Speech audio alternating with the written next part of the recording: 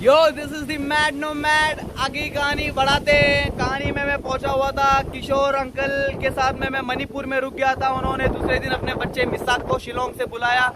फिर हम गए लोकताक लेक पे राइड लेने के लिए। लोकताक लेक का राइड लिया फुल पावर। मिसाक चला रहा है, मैं बैठा हुआ हूँ फ्रेश वाटर लेक में। ऐसा फ्लोरा फाना पानी में तैर रहे हैं। और वो सब ट्रिप ले करके उन्होंने शाम तक मुझे मतलब अर्ली इवनिंग बेसिकली और लेट आफ्टरनून एक सूमो या मार्शल जो थी नागालैंड के लिए जो जा रही थी उसमें मुझे बिठा दिया।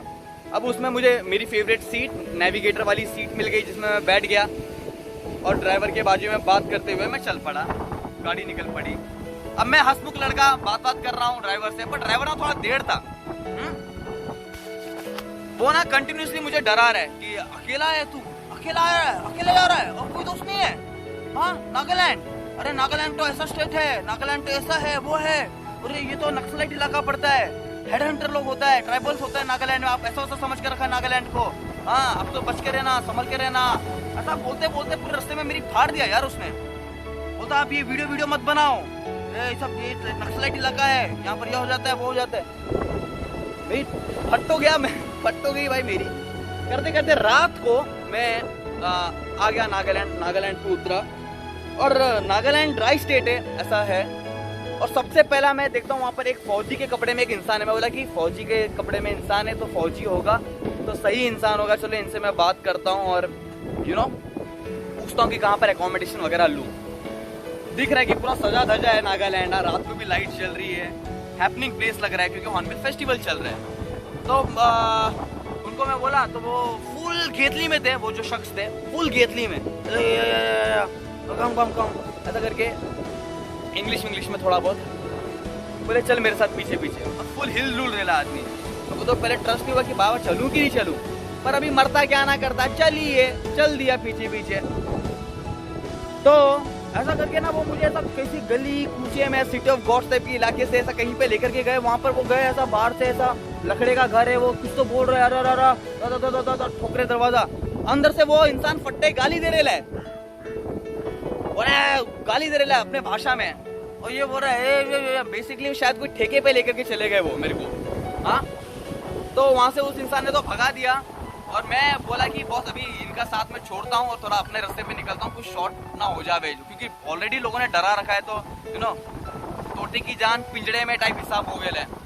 फिर मैं वहां से बोला कि अभी मैं किसको अप्रोच करूँ, तो मैं बोला कि चलो एक टैक्सी वाला लोग दिख रहे, कुछ यंग लड़के हैं, मतलब चलो ये यंग लड़के अपने को समझेंगे तो इनसे बात करते हैं, ये अपने हम उम्र है, कुछ तो हल निकालेंगे। तो मैं उसको क्या बोला कि बाबा अपने को एकोमोडेशन चाहिए यार किधर पे रखने के लिए 2-3 दिनों के लिए।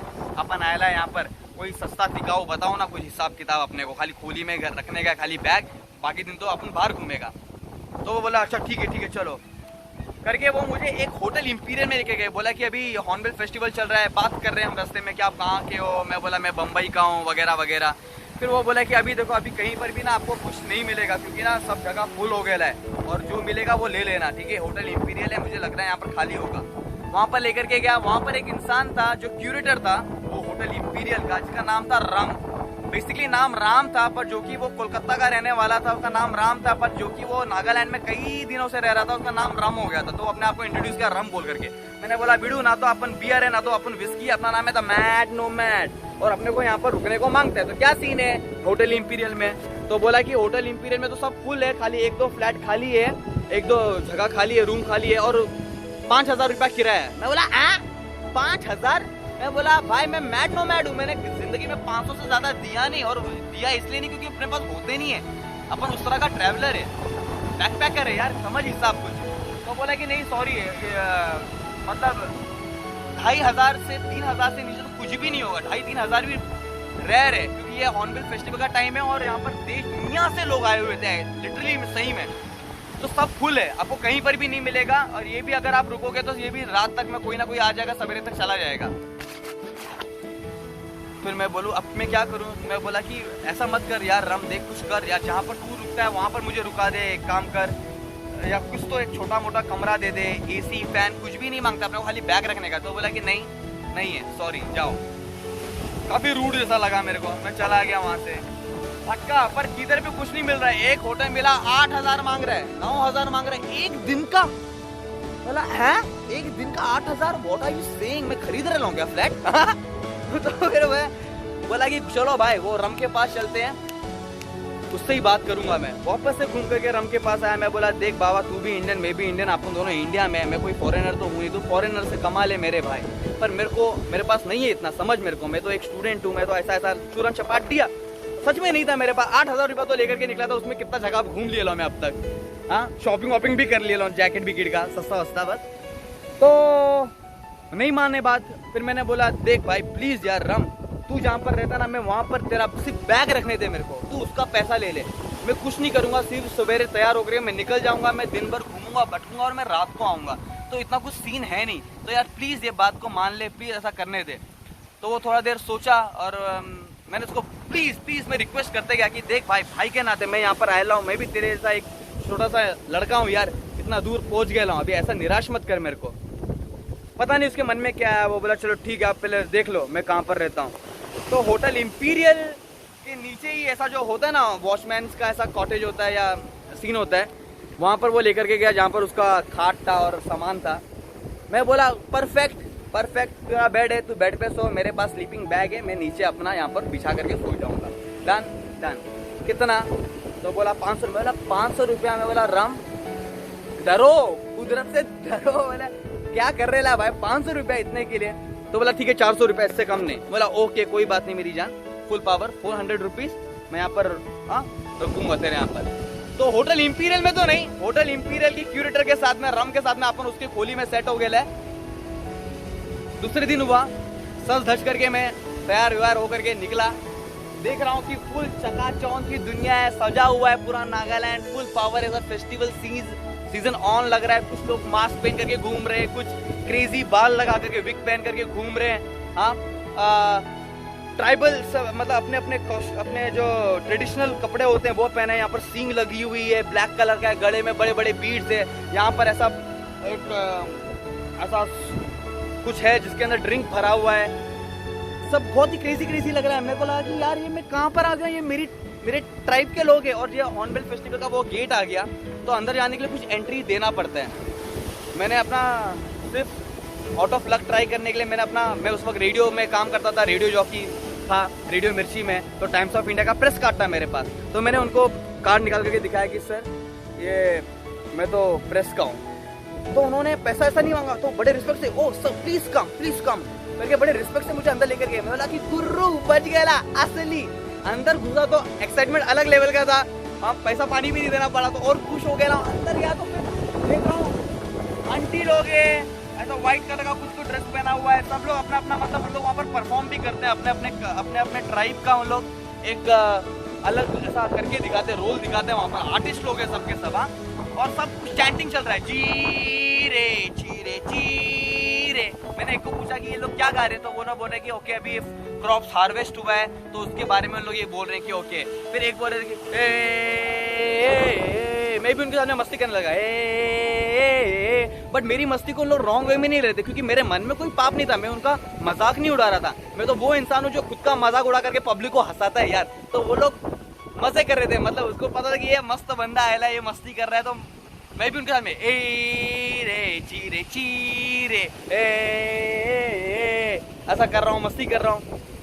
ऐसा करते करते वहाँ पर मैं कई लोगों से बात कर रहा हूँ। आप ये सब द मैड नो मैड का ब्लॉग जो है नागालैंड का, आप उसमें देखोगे तो आपको सब पता चलेगा कि क्या क्या क्रेजीनेस में कर रहा था वहाँ पर वो लोग अपना परफॉर्मेंस के लिए एक लाइन में खड़े हुए हैं, जब जाने वाले हैं तो सब कुछ आंटी है वहाँ पर। मैं कैमरा लेकर के गया और फिर आंटी भी, फिर वहाँ पर एक अंकल सब ये सब फन नोट में हो रहा था, ठीक है, सब बहुत मस्ती हो रहा था। तो ऐसा करते करते मैंने देखा कि वहाँ पर एक लड़की मुझे देख रही है और हंस रही है, स्माइल दे रही है, जो बड़ी प्यारी सी लग रही थी मुझे। और वो स्टॉल था एक, और मुझे भूख भी लगी थी। बाय द टाइम ये दोपहर हो गया था, मैं वहाँ पर गया खाने के लिए।